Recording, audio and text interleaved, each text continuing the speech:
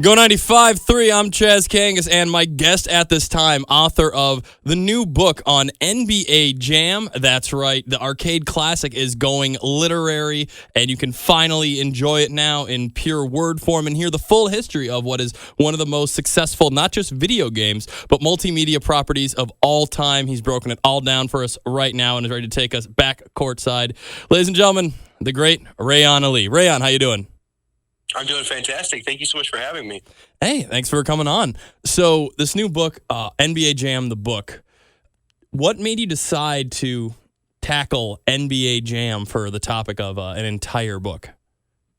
Well, I've been a freelance writer for many years, written for all kinds of different places, Rolling Stone, Wired, Magazine, all kinds of different all-weekly free papers all over the place. And I knew I eventually wanted to do something more substantial, something like a book. So I pitched a couple of books before, got rejected. It happens. And then eventually I came on this publisher, find this publisher called Boss Fight Books out of Los Angeles. And they had an open call for pitches. So Boss Fight Books' angle is that they're doing individual books about individual video games. So one book about Super Mario Brothers 2 by one author, another one about Super Mario Brothers 3 from a different author, a third one about Galaga from another author, and so forth. So there's open call for pitches, and they're saying, they're looking for these books about video games. And I was thinking, man, what game really deserves a book? What is something that could find a market? What is something that people would be interested to read about? And what really has substantial stories out there that really haven't been told? And then I racked my brain, and then I said, of course, it's NBA Jam. It's got to be NBA Jam. So I started working on it, back in 2015. And then 4 years later, we're finally here. Now, of course, I thought at the beginning that it would just take me a couple of years, if that. But along the way, it's been quite the ride. 68 interviews later, all kinds of research. I found that, when I started out, NBA Jam was something that I knew a little bit about. But now I feel like I'm the preeminent NBA Jam scholar in the world. I think of myself as a jamologist. I was going to say, you're officially now the Harold Bloom of arcade basketball games. Wow, that's a deep cut. I love it. Yes, absolutely. The Harold Bloom of arcade basketball games. Wow. Yeah.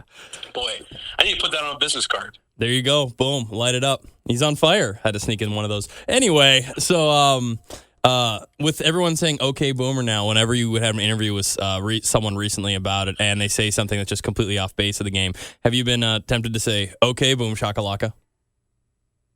I have not, but now that you've planted that idea in my head, I'm going to have to at some point. Wow, how did I never make that connection? Sweet. Yeah, it's the beauty of radio. We get the innovations coming, when we mesh these worlds together, and it's an ultimate 2-on-2 team like Christian Laettner and J.R. Ryder on the Sega CD NBA Jam. Anyway, so, that was like I preferred the Sega CD version because it had like my Timberwolves team on it. Mm-hmm. Hence why I'm able to. Yeah, that original one was a little lacking. It was Chuck Person and who was the other one? Was it Ryder on the first one? No, Ryder. It was Laettner and Person. And Laettner and Person. Okay. Yeah. Schooling me about NBA Jam. So you should be the Harold Bloom. Oh, I don't know. I mean, I'll do that version 1.0 that hit arcade so I can play as Scorpion in it. Yeah, or Raiden. Of all the names that you spoke to, who was the hardest to track down who's involved in NBA Jam?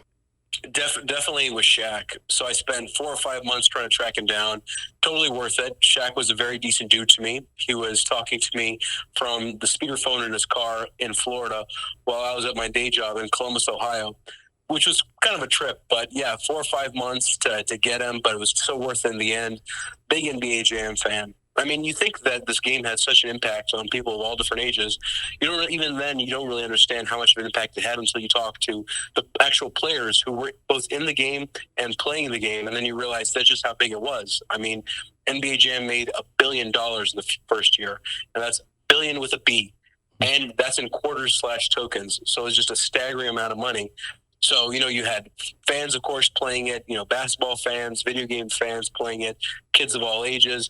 And then you had NBA players playing it, too. I mean, Glenn Rice used to wait in line at the arcade in Miami to go and play it. And then he eventually decided to just buy a couple for himself and play it at home.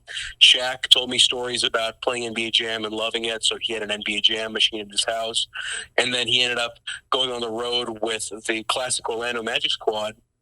And they would all get together after the road trip was over and go play NBA Jam on the Sega Genesis somewhere up in some guy's bedroom.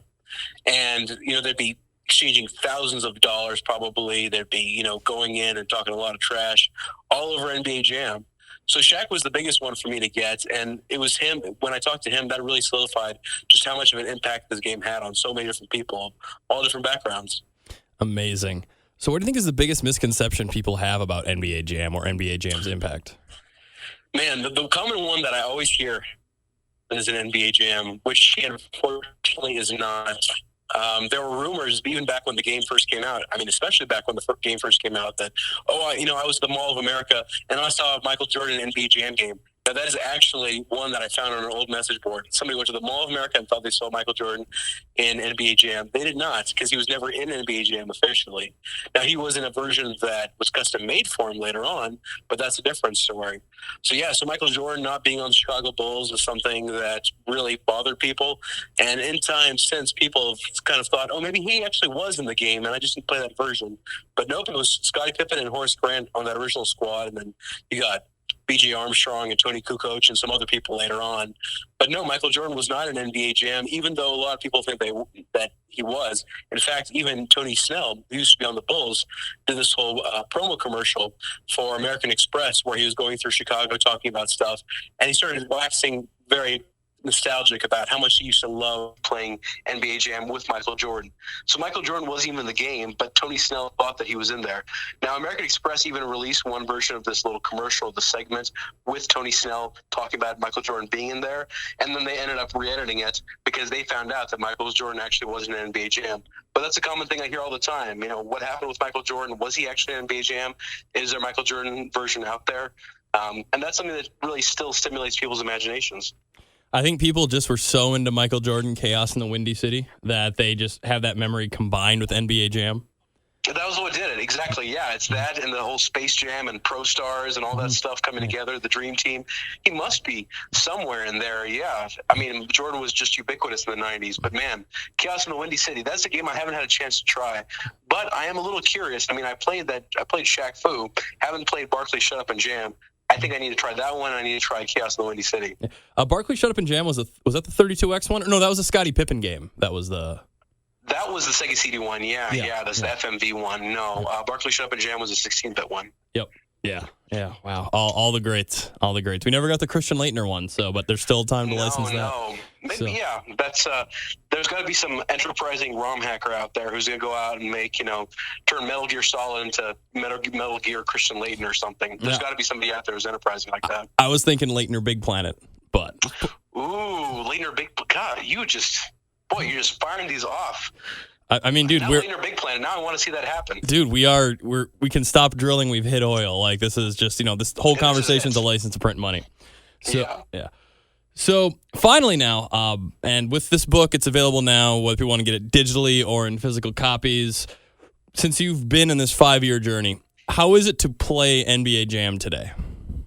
It's a lot of fun still to play it. I'm not very good. People get a lot of satisfaction and pride out of beating me at NBA Jam. They say, I beat the NBA Jam book guy at NBA Jam, which isn't too hard to do. I'll just say that right now.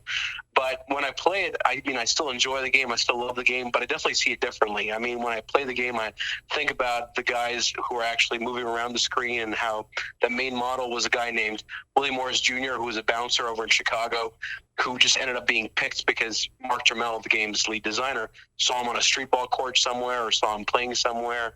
I mean, when I look at the game, I see that. I think about those backboards, how, in the game it's all generic backboards or just general products, different midway things, but they actually wanted it to be real licensed official products, even though the NBA would not have anything to do with that. And then I can see people on the sidelines. I can recognize people from the crowd, things like that. So I definitely see it for a lot more than just what it is, knowing that, what goes underneath the hood was just so much. They put so much time, so much effort into it. The way the game seesaws back and forth so much is one of the things that keeps people still playing it. But no, I still have a deep love for NBA Jam myself. Started playing it when I was probably 9 or 10 years old. And I still think it really holds up. I mean, there's a reason it's just such a barcade staple, is because NBA Jam wasn't just a phenomenon then. It's still a phenomenon now because it was such a good game overall.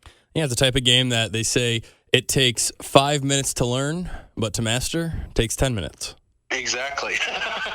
Whoa. So, I just saw an NBA Jam player recently who's probably been playing for a lot longer than 10 minutes, and he would wipe the floor with anybody else in the world. So I bet he played it for a little bit longer than 10 minutes. Yeah. But I see your point. Well, you got to, like, take it in. There's so many different levels to it. Do you have like a go-to team you'd always play, or you have a favorite secret character you'd bust out and impress people at the arcade with?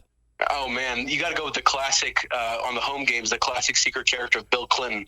It's just so bizarre seeing Bill Clinton, especially 90s Bill Clinton in the game.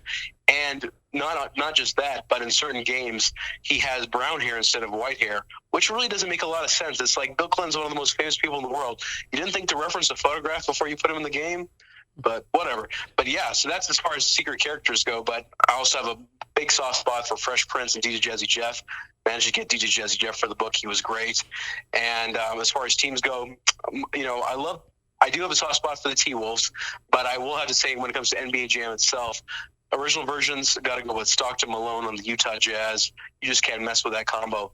And then on Tournament Edition, Peyton and Kemp on the Sonics. That is just, those are the two classic squads for me.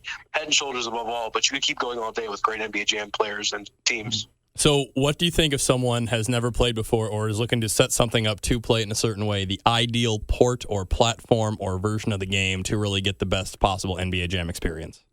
The best one is always going to be the original arcade version, I'd say, because that's something where they had the best technology of the time. That's the purest version. I mean, when you're playing the home versions, you're playing interpretations of that arcade game. So everything all stems back to the original arcade game. But if you're comparing original NBA Jam to NBA Jam Tournament Edition, I always prefer going with Tournament Edition because it's a game that has better version of NBA Jam in all kinds of different aspects. I mean, you've got more players, you've got updated rosters, you've got the gameplay has more subtleties to it, at least as subtle as NBA Jam can get. But no, you got to go with those arcade versions. I mean, those are classics for the reason. Perfect. Well, thanks so much. And Reyan, where can people find the book and find you? Yeah, so the book is available at bossfightbooks.com, and that's the publisher's main website, and you should be able to see it right there on the homepage. And otherwise, just look it up on Amazon. Just look up NBA Jam book. It's out on Kindle now for $4 as we're talking, and I think the paperback version is going to be $12.95 or $15, somewhere between there. And yeah, Amazon. Just look it up on Amazon or bossfightbooks.com. Spectacular. Thank you so much, and I'm glad we could shatter some of these backboards together today. Yeah, thank you so much. These backboards are just destroyed now, I'll tell you that. Boom, boom.